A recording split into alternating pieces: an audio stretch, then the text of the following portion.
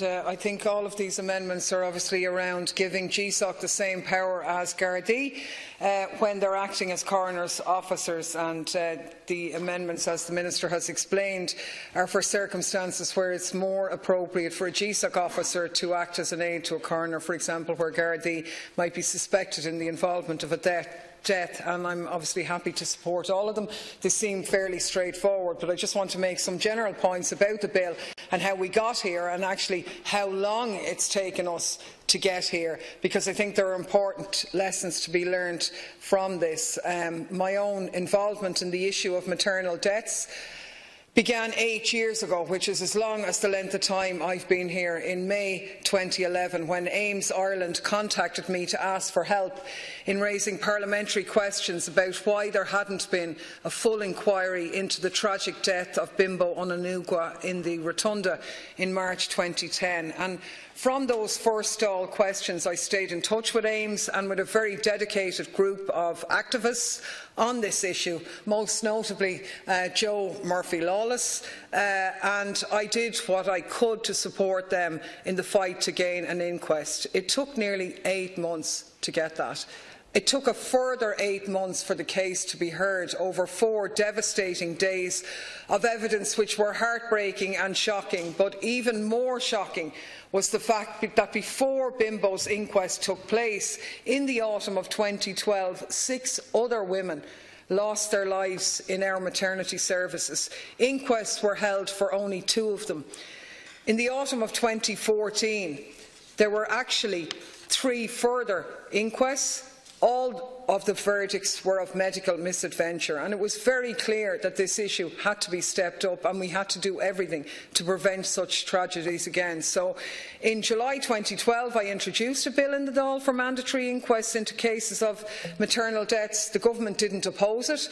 It was debated in the House. There was a small matter of a general election in the way, which we got out of the way, but one of the first jobs of the new Justice Committee was to table this bill, and I'd like to salute the efforts of my colleagues on the Justice Committee, of all parties and none, who together with me, and indeed together with the Ceann Comhairle here and the Business Committee, have moved might and main to keep this issue on the government's priority list. But we have to think about this. In November 2016, officials from the Department of Justice came into the Justice Committee and agreed with us that reform of the coroner's service was needed.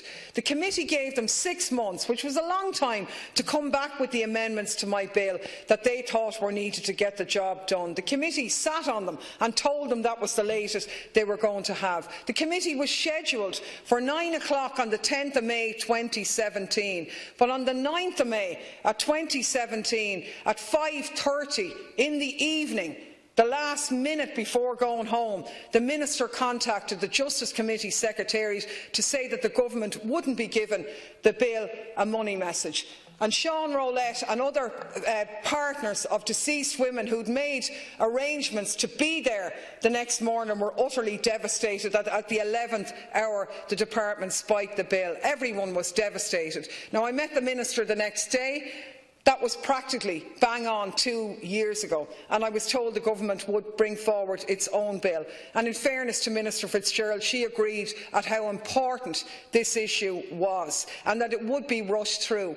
We spent the next couple of months liaising with the department to get this passed by the summer of 2017. So, you know, we have to ask ourselves, when Minister Fitzgerald and you, Minister Flanagan, have this as your priority, and I believe it was a priority for you, when the Justice Committee is pushing it, when the Ceann Comhairle and the Business Committee is pushing it, how in God's name, not only that, but county councils the length and breadth of the country pushing it, you wouldn't think a 28-page bill would take that amount of effort to get this far. So we have to learn the lessons from that situation. To me, it says that the state's apparatus contains a lot of rusty cogs, and some of them turn very, very slowly. I mean, it really is a source of huge regret to me that even at that, we're not fully there yet, and that's why I want to make this point, because a number of the amendments that the Minister flagged at committee stage for report stage aren't ready yet.